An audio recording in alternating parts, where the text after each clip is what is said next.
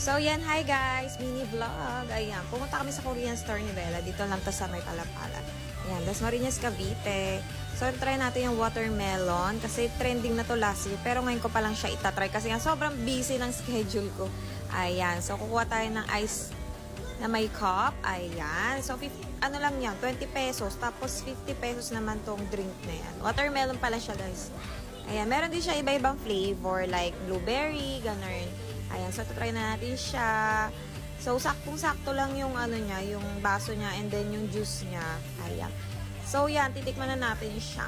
Nakakauhaw kasi. So, meron din siya mga coffee.